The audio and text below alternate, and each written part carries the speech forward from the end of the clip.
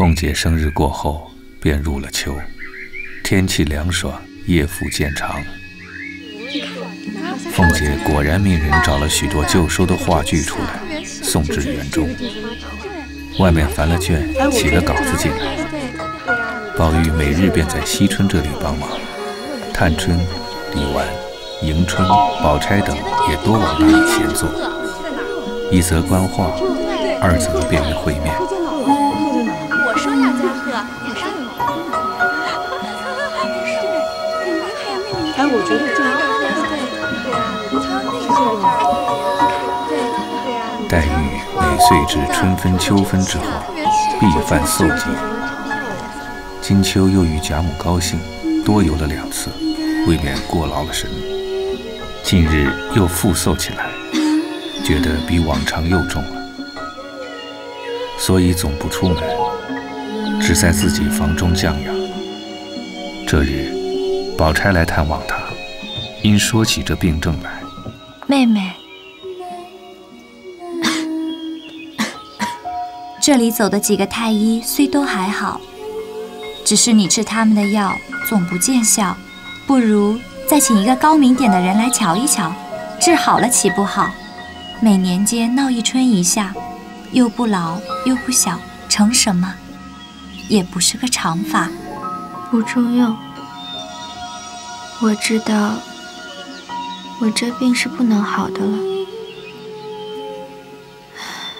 且别说病，只论好的日子是怎么情景，就可知了。可正是这话。古人说食谷者生，你素日吃的竟不能添养精神气血，也不是好事呀。死生有命，富贵在天，也不是人力可抢的呀。今年比往年反觉又重了些似的。昨儿我看你那药方上，人参肉桂太多了，虽说益气补神，也不宜太热。依我说，每日早起拿上等燕窝1两，冰糖5钱，用银吊子熬出粥来，若吃惯了，比药还强呢，最是滋阴补气的。你素日待人固然是极好的，但是我最是个多心的人，只当你心里藏奸。从前日你说看杂书不好，又劝我那些好话，我竟大感激你。往日竟是我错了，实在无道如今。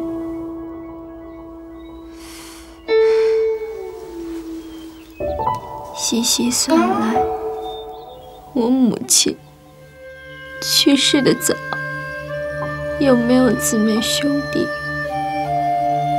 我长了这么大，还没有一个人像你前日的话教导我的。怨不得人丫头说你好，往日我见她赞你，我还不受用呢。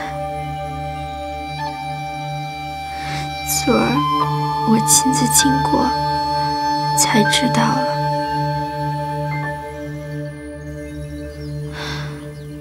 我因这身上不好了，每年都要犯这个病。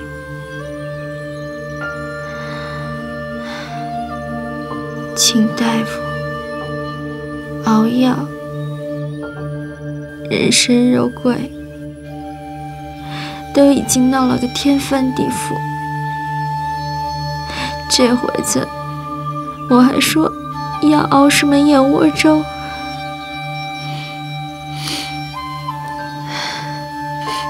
老太太、太太、凤姐姐，这3个人是没话说的。可是那些底下的婆子丫头们，未免不嫌我太多事儿。况且我又不是他们这儿的正经主子，原是无依无靠投奔而来的。如今我还不知进退，何苦叫他们来咒我？这样说，我也是和你一样啊。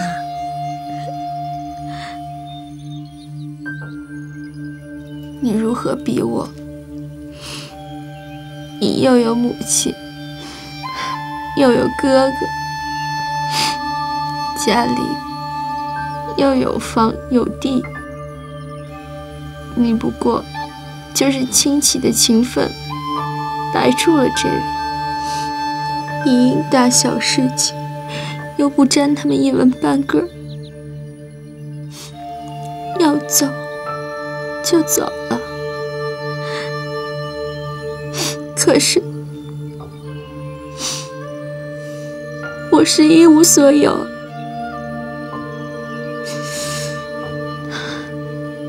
那气儿小人岂有不多闲的呢？将来也不过多费得一副嫁妆罢了，如今还愁不到这里呢。人家刚拿你当个正经人，把心里的烦恼告诉你听，你怎么反拿我取笑呢？虽是取笑，却也是真话。你放心，我在这里一日，我与你消遣一日。你有什么委屈烦难，只管告诉我，我能解的，自然替你解一日。我虽有个哥哥，你也是知道的，只有个母亲，比你略强些。咱们也算同病相怜。你这么个明白人，又何必做司马牛之叹啊？你才说的也是，多一事不如省一事。我明日家去和妈妈说了，只怕我们家还有，与你送几两，每日叫丫头们就熬了，岂不又便宜，又不惊师动众的？东西事小，难得你多情如此。这有什么放在口里的？只是我人人跟前施于应候罢了。只怕你烦了，我且去了。那你晚上再来跟我说句话吧。嗯。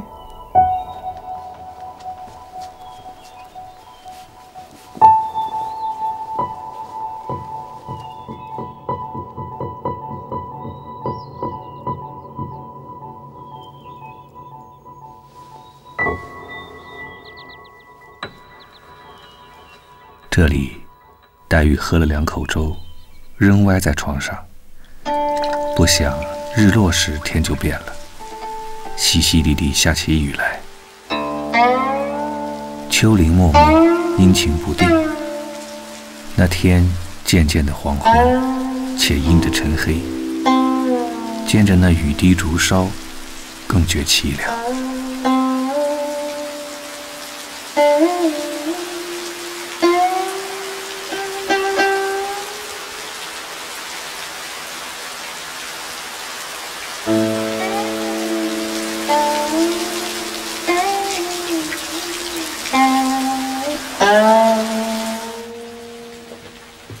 黛玉便在灯下随便拿了一本书，却是乐府杂稿，有秋桂院、别离院等词。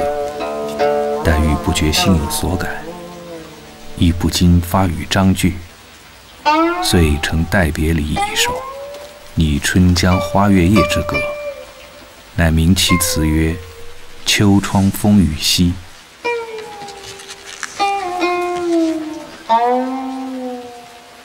秋花惨淡，秋草黄，耿耿秋灯，秋夜长。已觉秋窗秋不尽，哪堪风雨助凄凉。助秋风雨来何宿？惊破秋窗秋梦露。报得秋情不忍眠，自向秋平一泪珠。泪珠遥遥若短情，千愁照汗动离情。谁家秋院无风入？何处秋窗无雨声？罗衾不耐秋风力，残漏声催秋雨季。年宵默默复飕飕，灯前似望离人弃。寒烟小院转萧条，疏竹虚窗湿滴沥。不知风雨几时休，一觉泪洒窗纱湿。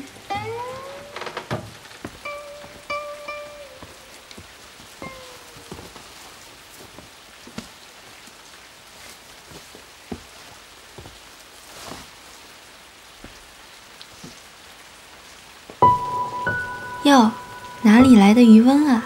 今儿好些了，吃了药没有？今儿一日吃了多少饭？今儿气色好了些。黛玉看宝玉脱了蓑衣，里面只穿半旧红绫短袄，系着绿汗巾子，膝下露出油绿绸撒花裤子，底下是掐金满绣的棉纱袜子，系着蝴蝶落花鞋。上头怕雨，底下这鞋袜子是不怕雨的吗？也倒干净。我这一套啊，都是全的，还有一双桃木屐呢，才穿了来，脱在廊檐上了。哎，这是什么草编的呀？怪道穿上不像那刺猬似的。这3样啊，都是北京王送的，他闲了下雨时在家也是这样。你喜欢这个，我也弄一套来送你。别的都罢了，唯有这斗笠有趣，竟是活的。这上头的顶儿是活的，冬天下雪戴上帽子，把这竹信子抽了，取下顶子来，只剩了这圈子。下雪时男女都戴的，我送你一顶，冬天下雪戴。我才不要它呢，戴上它就像画上画的和戏上扮的鱼婆了。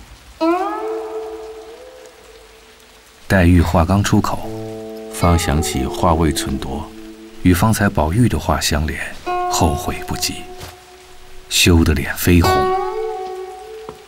妹妹，妹妹，你方才说什么了？没说什么呀。哎，妹妹又有新作。秋窗风雨夕，秋花惨淡秋草黄，耿耿秋灯秋夜长，泪珠。你烧吧，我早已经背熟了。泪珠遥遥若短情，千愁照恨动离情。谁家秋院无风入？何处秋窗无雨声？罗衾不耐秋风力，残漏声催秋雨季。我也好了许多，谢你一天几次来瞧我，下雨还来。这会子夜深了，我也要歇着，你且请回去，明儿再来。哟，你也该歇了，我又扰了你，劳了半日神。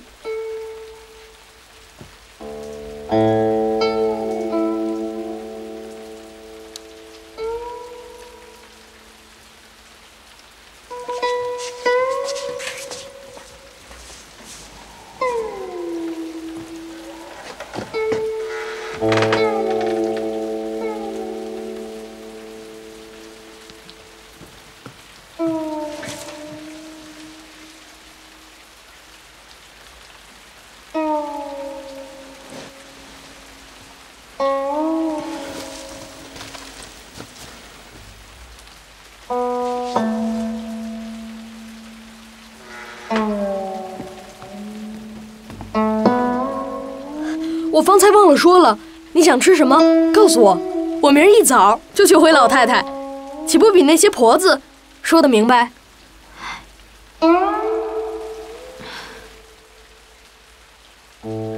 等我夜里想着了，明儿早起告诉你吧。你听，这雨声越发紧了，你快去吧。可有人跟着没有？有人，打着伞，点着灯笼呢。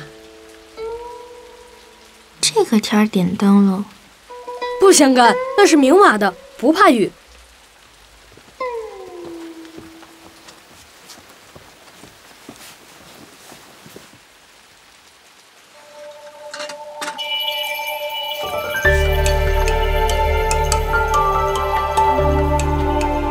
这个又比那个亮，正是雨里点的。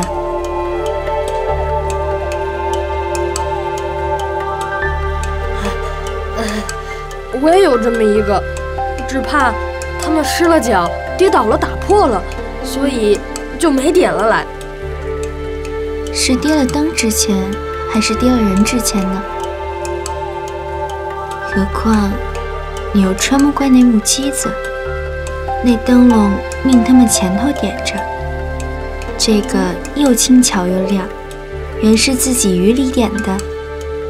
你手里拿着这个，岂不好？都道是金玉良缘，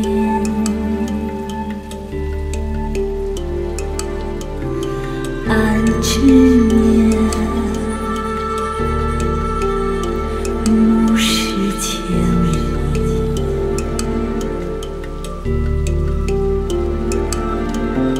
都道是金玉良缘，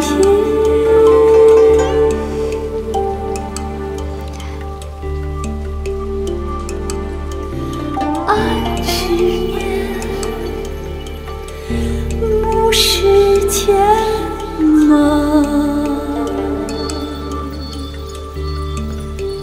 空对着山中高士金银轩。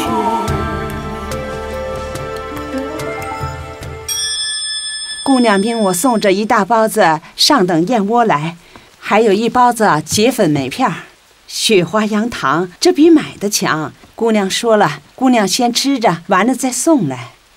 回去说费心了，请到外头做了吃茶吧。不了，暂且避会儿这雨。不吃茶了，我还有事呢。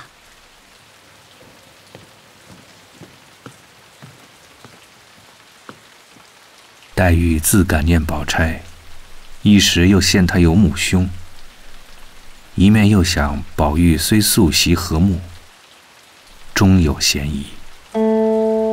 又听见窗外竹梢蕉叶之上，雨声淅沥，清寒透目，不觉又滴下泪来，直到4更将晚，方渐渐地睡了。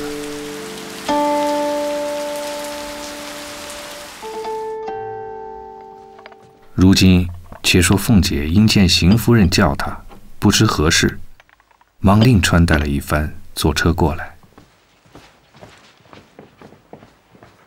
老爷因看上了老太太的鸳鸯，要她在房里，叫我和老太太讨去。我是怕老太太不给，你可有法子？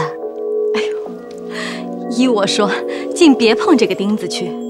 老太太离了鸳鸯，这饭也吃不下去的，哪里就舍得呢？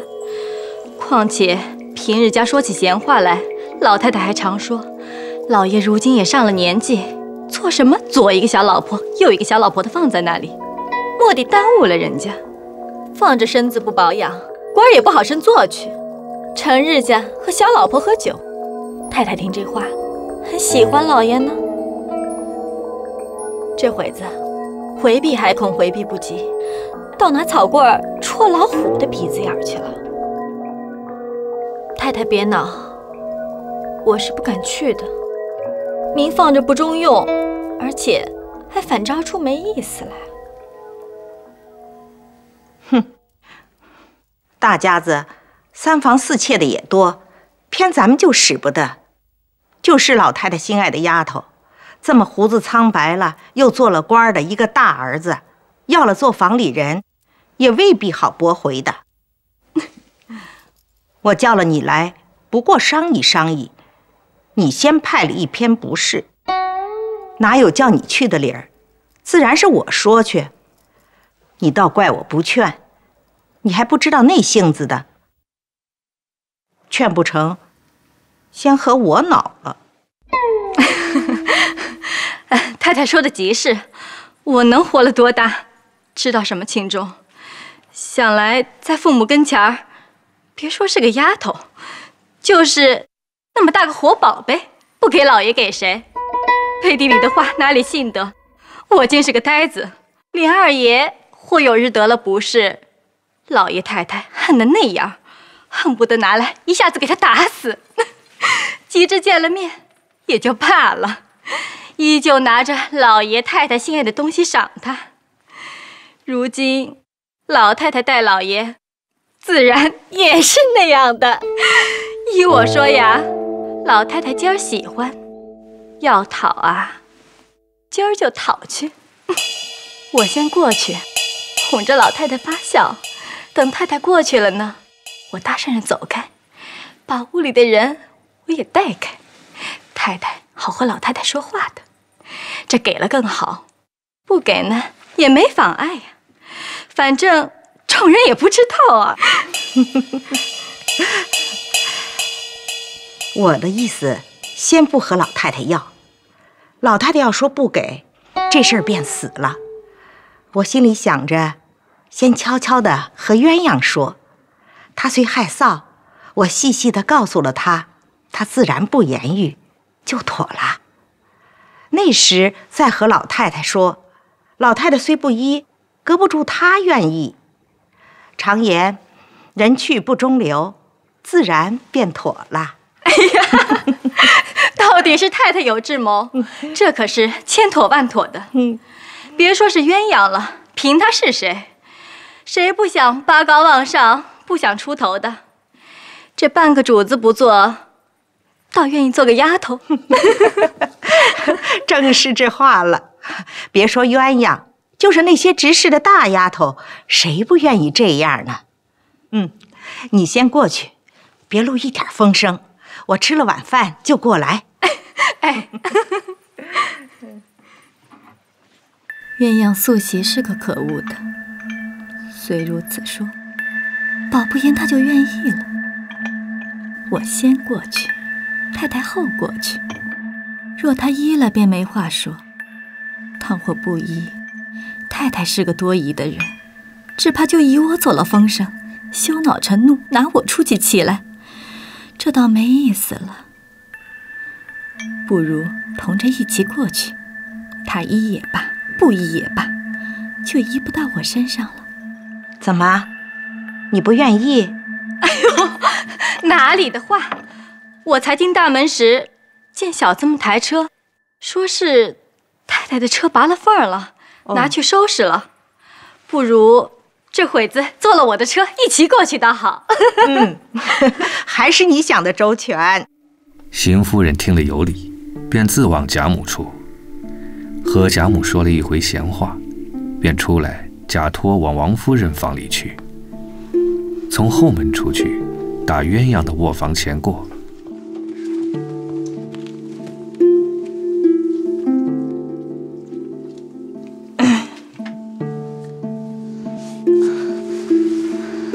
太太，做什么呢？我瞧瞧。你扎的花儿越发的好了。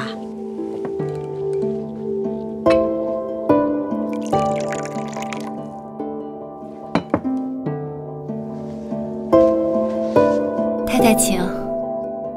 只见鸳鸯穿着半新的藕荷色的绫袄，青缎掐牙背心，下面水绿裙子，丰腰削背，鸭蛋脸面，乌油头发，高高的鼻子，两边腮上微微的几点雀斑。太太，这会子不早不晚的，过来做什么？我特来给你报喜来了。你知道，你姥爷跟前儿竟没有个可靠的人，心里再要买一个，又怕那些人牙子家出来的不干不净。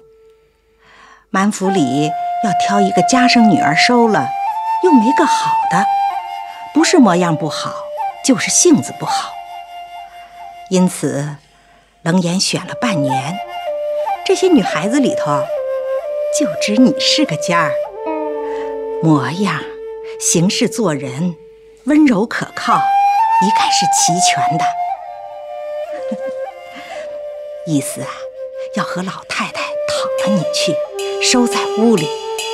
你这一进去了，进门开了脸，就封你姨娘，又体面又尊贵。你又是个要强的人，俗话说的，金子终得金子换。谁知竟被老爷看中了你。如今这一来，你可随了素日志大心高的愿了，也堵一堵那些嫌你的人的嘴。走，跟着我回老太太去。哎呀，这有什么臊处？你又不用说话，跟着我就是了。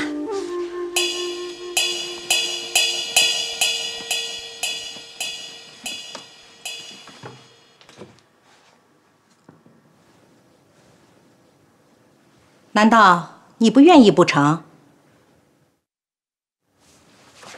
若果真不愿意，可真是个傻丫头，放着主子奶奶不做，倒愿意做丫头。3年2年，不过配上个小子，还是奴才。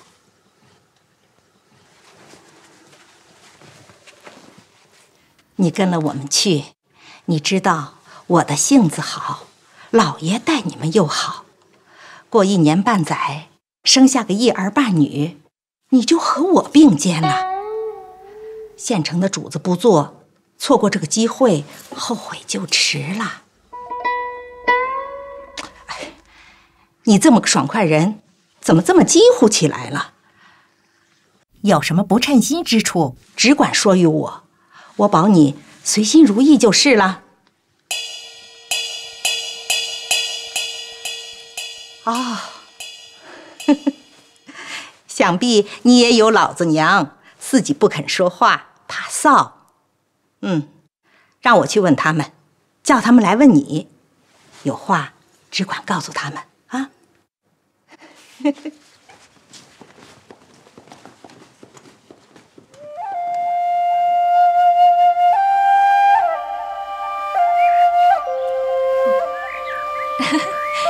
新姨娘来了。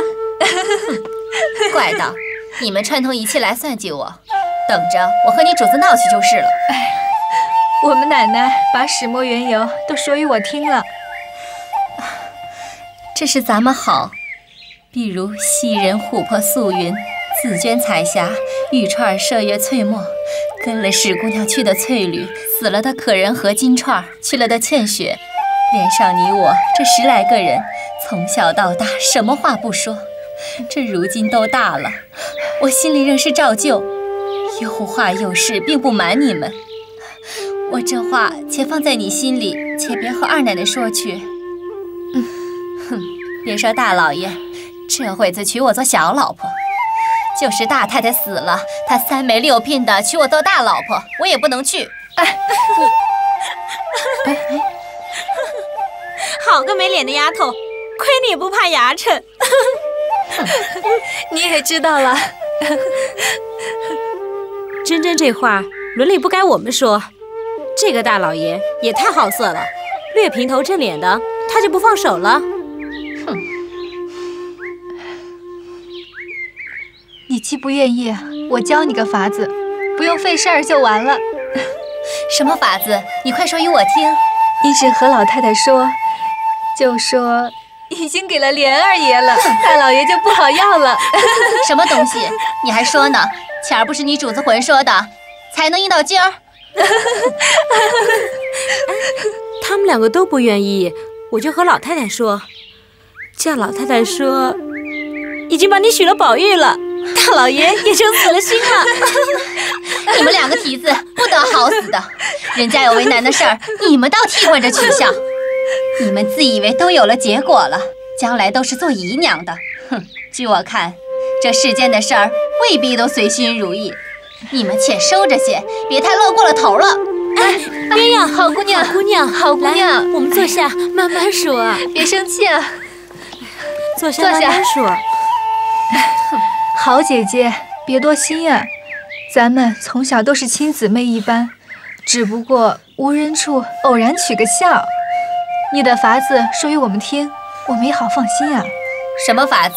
我只管不去就是了。你不去未必得干休，大老爷的性子你是知道的。虽然你是老太太房里的人，此刻不敢把你怎么样，难道你跟着老太太一辈子不成？那时落了她的手，倒不好了。老太太在这里一日，我就一日不离这里。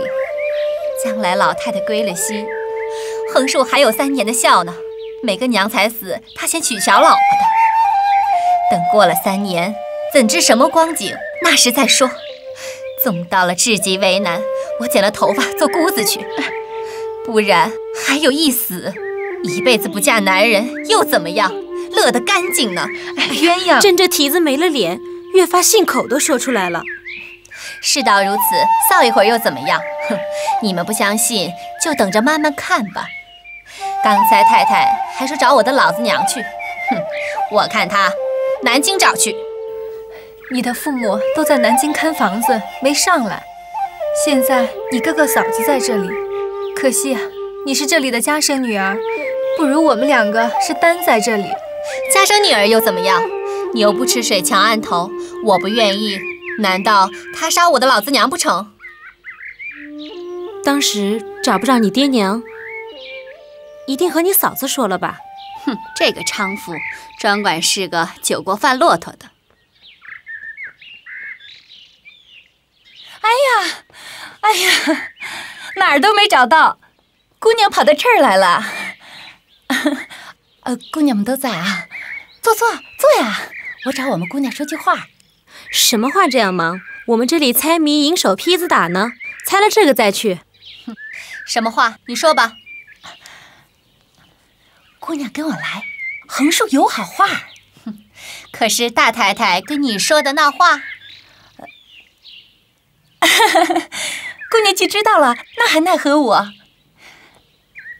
快来，我细细的跟你说，可是天大的喜事儿。呸！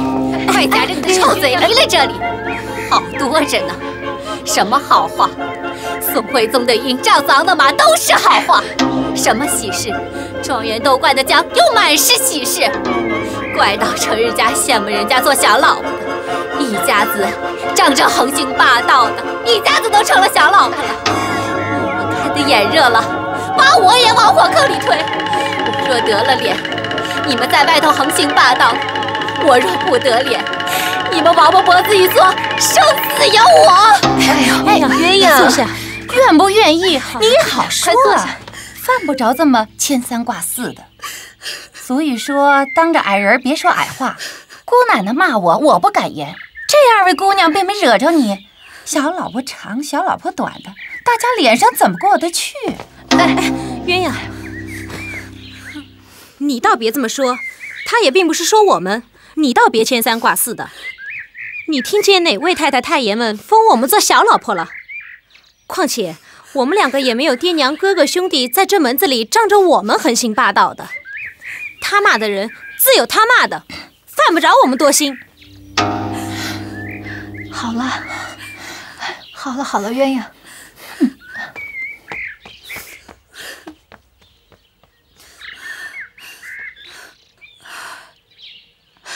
他见我骂了他，他臊了，还来挑唆你们2个。幸亏你们2个明白。算了，不中用的，反倒骂了我一场。他倒敢骂你，袭人也帮着他抢白了一顿，又与袭人什么相干？他们是如何知道的？还有谁在跟前儿？还有平姑娘。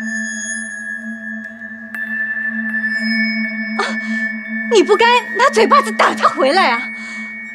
我一出门他就逛去了，回来连个人影都摸不着他，必定他帮着说什么呢？平姑娘没在跟前，我就远远的看着像她，也不真切，不过是我白忖多罢了。快打了他来，就说我回家了，太太也在这儿，请他来帮个忙。林姑娘打发了人下请子，请了3、4次，她才去的。奶奶一进门我就叫她去了。林姑娘说：“告诉你奶奶，我烦她有事儿呢。”天天烦她，能有什么事儿？罢了，眼下只得如实告诉老爷了。南京的房子有人看着，好几家呢。即刻叫上金彩来。上次南京信来，金彩已经得了痰迷心窍，那边连棺材银子都赏了，不知道是死是活。他老婆子又是个聋子，叫来有没有用？下流球囊的，骗你这么知道，还不快点离了我这里！老爷，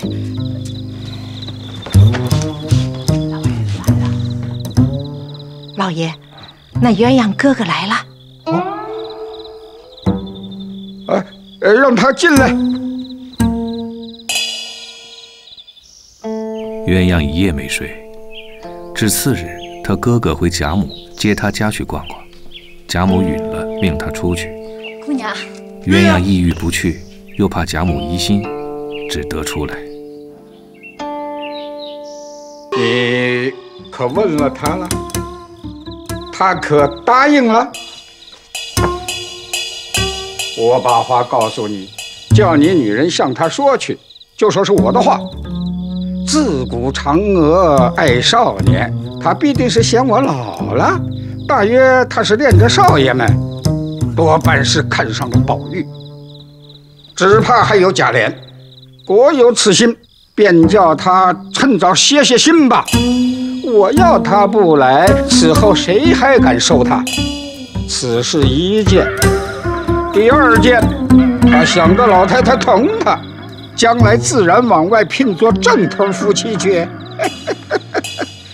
叫他细想想，凭她嫁到谁家，也出不了我的手心儿，除非她死了，或是终身不嫁男人，我就服了她。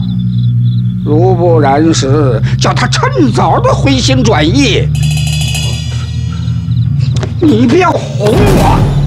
明儿我让你太太去问鸳鸯，你们说了，如果她不应，没你们的不是；若问了，她却应了，仔细你的脑袋！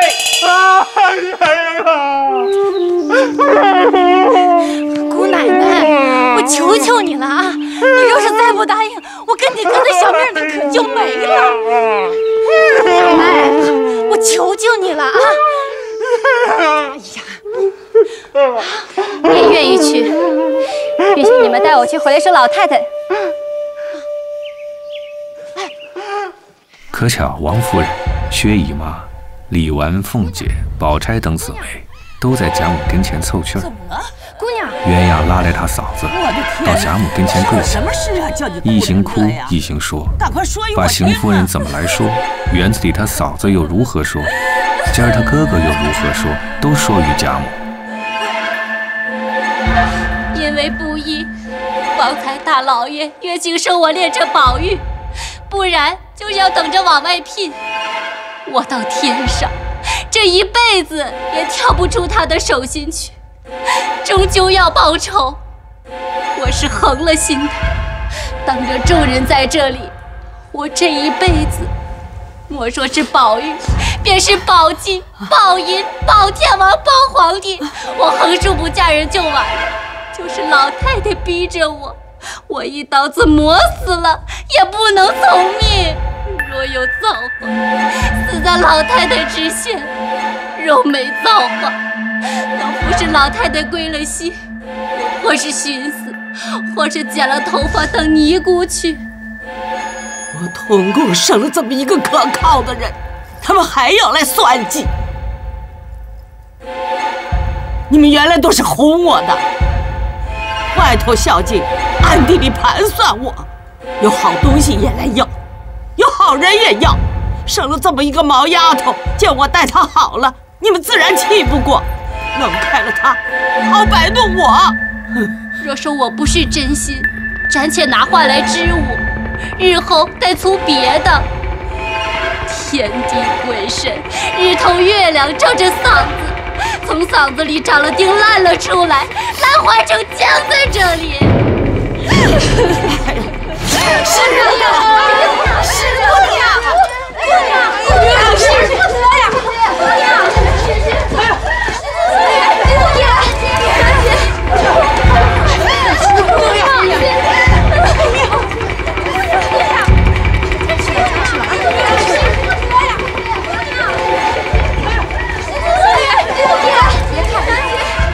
探春有心的人，想王夫人虽有委屈，如何改变？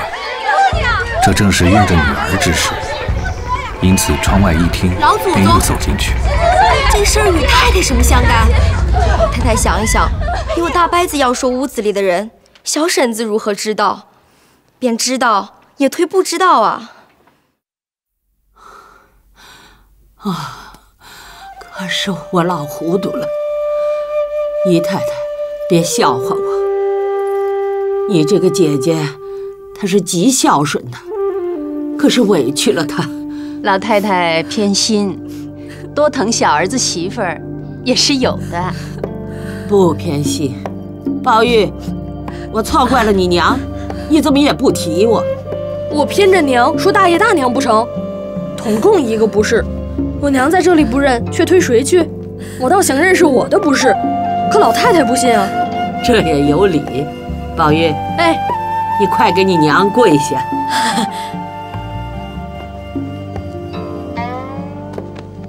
你说，太太，别委屈了，老太太有年纪了，看着宝玉吧。快起来，快起来，到户使不得，总不成你替老太太给我赔不是不成？